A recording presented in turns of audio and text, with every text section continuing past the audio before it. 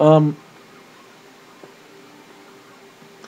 now, there's one other topic that I really, really, really want to touch on, and it kind of bugs the heck out of me lately. I don't know why. Not horribly. I'm not saying this is something that needs to be huge, deal made out of it, especially since it's a practice that's like over and done with for the time being. But oh, sweet lord, the practice of taking a movie, a film. This was very prevalent back in like the 80s and the early 90s. Taking a film that was in no way meant for kids. Now, to be fair, before I do say anything, I want to say they did the flip side sometimes too. They took it like a show that was meant for kids and then turned it into movies that weren't so kid friendly, or little kid friendly at least. But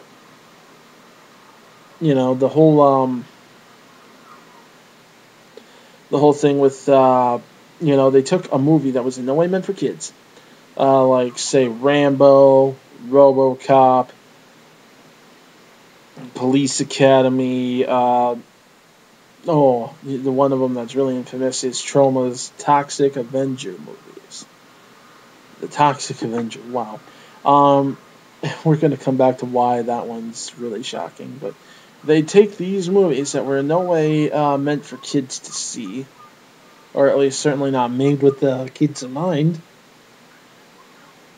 and then they turned around and they marketed at them with cartoon shows, video games, toys, comic books. It's like this is not something that kids should ever see. RoboCop 1 featuring a guy getting his limbs blown off with various weaponry pumped full of lead before finally, shot in the head, and then, the stuff that they did in that movie.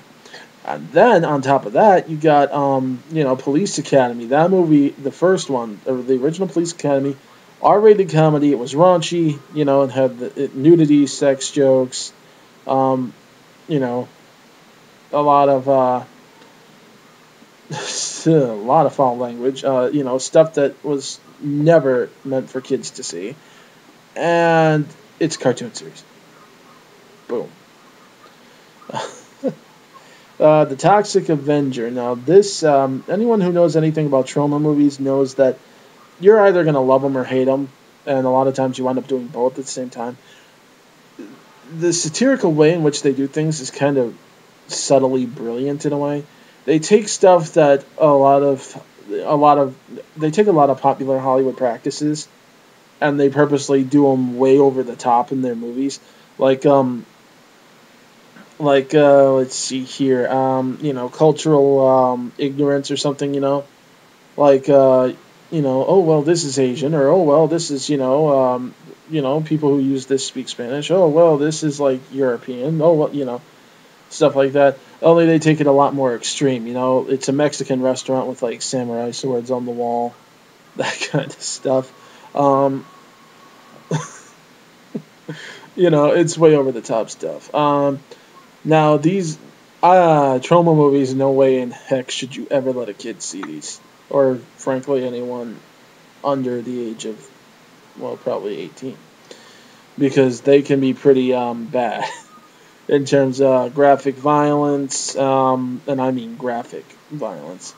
Um, the language factor. There's a lot of gratuitous, sex and nudity tossed into some of them.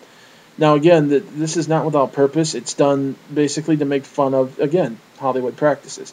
For example, in certain genres of film, it became popular to throw in like completely gratuitous out of nowhere, lesbian moments or whatever, or totally gratuitous out of nowhere, nudity or, crude humor or characters who are like walking jokes or whatever.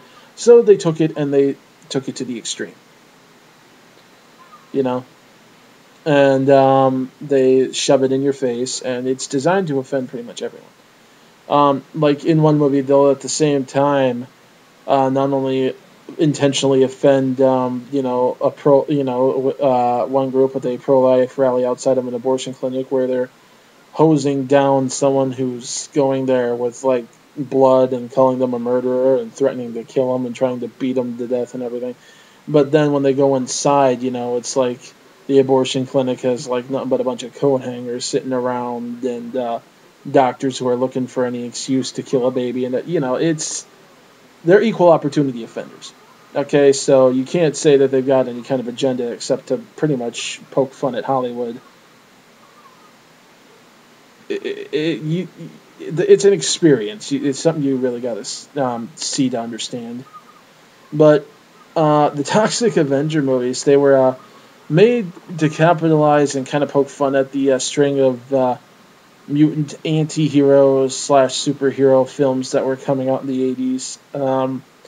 With Swamp Thing and the like, characters who get irradiated or fall in toxic waste and everything and get these superpowers.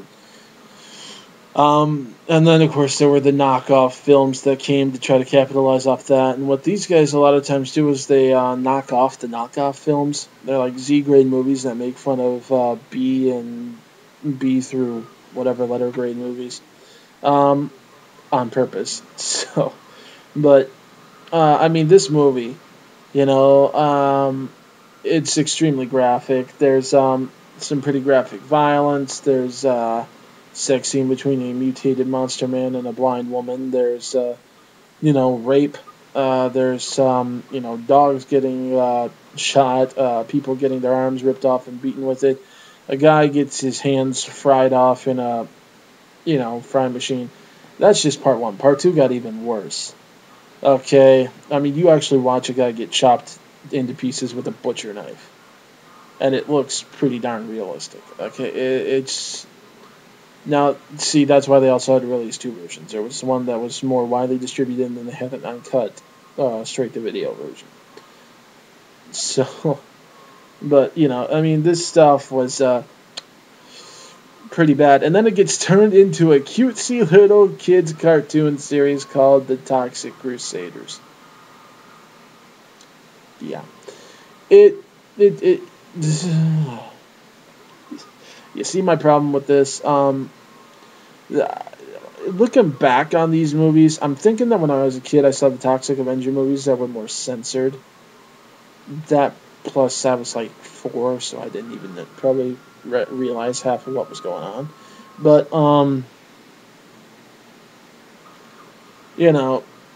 you see that, and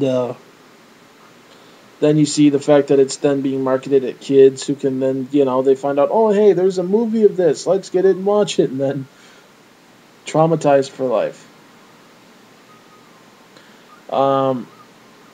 It's some pretty, weird stuff that went on back then. That's all I can say. But next video. I do have a topic in mind for next video. And, well, let's just... Okay, you know what? I'm no hints. I'm just going to tell you what it's going to be.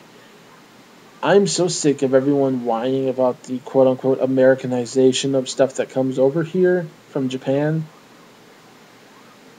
and yet giving a complete and total free pass to everything that Japan takes from over here and utterly bastardizes. Okay? And I'm going to expand on that later. But they've done it, and they've done it multiple times. And each time we're told that it's supposed to be a free pass, they're supposed to get a free pass, and we're not supposed to complain because they do things differently. So, in other words, artistic integrity for thee, not for me. And that's going to be the topic of the next video. So, till next time, see ya.